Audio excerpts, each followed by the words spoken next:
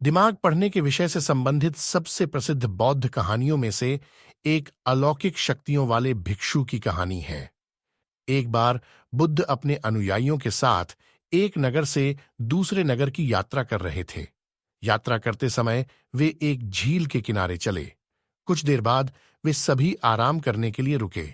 सब कुछ शांत होने के बाद उनके एक शिष्य ने उनसे पूछा, जब हमारे मन में परेशान करने वाले विचार आते हैं तो हम मन को कैसे शांत कर सकते हैं? बुद्ध पेड़ के नीचे बैठे थे और उनसे बोले, मुझे प्यास लग रही है, क्या आप मेरे लिए उस झील से कुछ पानी ला सकते हैं? शिष्य झील की ओर वापस चला गया और उसने देखा कि कुछ लोग कपड़े धो रहे थे। इसलिए साफ पानी लेने के लिए कुछ दूर चला और पानी इकट्ठा करने के लिए वहीं बैठ गया। लेकिन जैसे ही वह पानी लेने जा रहा था, तभी एक बैलगाड़ी गुजरी और पानी गंदा हो गया। शिष्य ने इंतजार किया, लेकिन वहां कुछ न कुछ चीजें चल रही थीं और पानी अभी भी गंदा था। इसलिए उसने मन ही मन सोचा कि वह इतना गंदा पानी नहीं दे सकता, क्योंकि यह पीने लायक नहीं है। इसलिए उसने बिना पानी के वापस जाने का फैसला किया। शिष्य खाली हाथ वापस आया और बुद्ध को इसके बारे में बताया। 1 घंटे के बाद बुद्ध ने उसे झील पर वापस जाने और थोड़ा पानी लाने के लिए कहा। शिष्य झील पर वापस गया और इस बार वह साफ पानी ढूंढने में सफल रहा।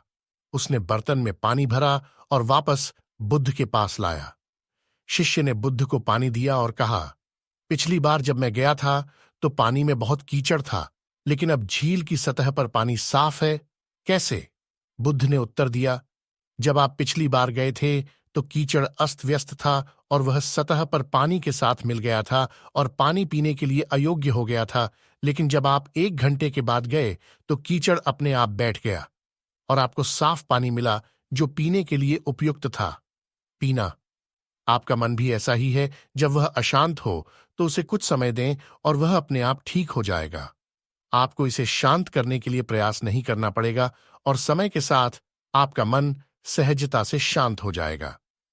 इस कहानी को अक्सर बुद्ध के जीवन से जोड़ा जाता है और यह दूसरों के विचारों और इरादों को समझने की उनकी क्षमता को दर्शाती है। एक बार उस समय जब बुद्ध जेतवन मठ में रह रहे थे, वहां एक भिक्षु था जिसके पास कुछ अलौकिक शक्तियां थीं। यह भिक्षु दूसरों के मन को पढ़ सकता था और उनके विचारों को पहचान सकता था। एक अन्य भिक्षु जिज्ञासावश और शायद संदेह की भावना से अलौकिक शक्तियों वाले भिक्षु के पास आया और कहा, मैंने सुना है कि आप दिमाग पढ़ सकते हैं, क्या आप अभी मेरा दिमाग पढ़ सकते हैं? अलौकिक शक्तियों वाले भिक्षु ने उत्तर दिया, निश्चित रूप से मैं ऐसा कर सकता हूं। जिज्ञासु भिक्षु ने तब एक यादृच्छिक वस्तु, एक कमल के फूल के बारे में सोचा और अपना ध्यान उस पर केंद्रित किया।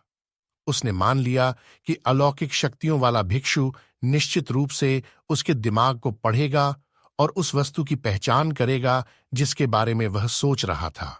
लेकिन उन्हें आश्चर्य हुआ जब अलौकिक शक्तियों वाले भिक्षु ने कहा, आप कमल के फूल के बारे में सोच रहे हैं। जिज्ञासु भिक्षु चकित रह गया और बोला, हां, यह सही है, आप वास्तव में मन को पढ़ने की क्षमता रखते हैं। अलौकिक शक्तियों वाले भिक्षु ने मुस्कुराते हुए समझाया, ऐसा नहीं है कि मेरे पास सभी दिमागों को अंधाधुंध पढ़ने की शक्ति है, बल्कि मैंने दूसरों के इरादों और विचारों को तब समझने की क्षमता विकसित की है जब वे शुद्ध और केंद्रित होते हैं। जब आपका दिमाग पूरी तरह से होता है कमल के फूल के विचार में डूबा हुआ, मैं इसे स्पष्ट रूप से देख सकता था। बौद्ध परंपरा की यह कहानी मानसिक शुद्धता और ध्यान के महत्व को रेखांकित करती है। इससे पता चलता है कि स्पष्ट और केंद्रित विचारों को उन्नत आध्यात्मिक क्षमताओं वाले लोग ही समझ सकते हैं। हालांकि इस कहानी को रूपक माना जा सकता है, यह बौद्ध धर्म के अभ्यास में सचेतनता, एकाग्रता और आंतरिक गुणों के विकास के मूल्य को बताती है।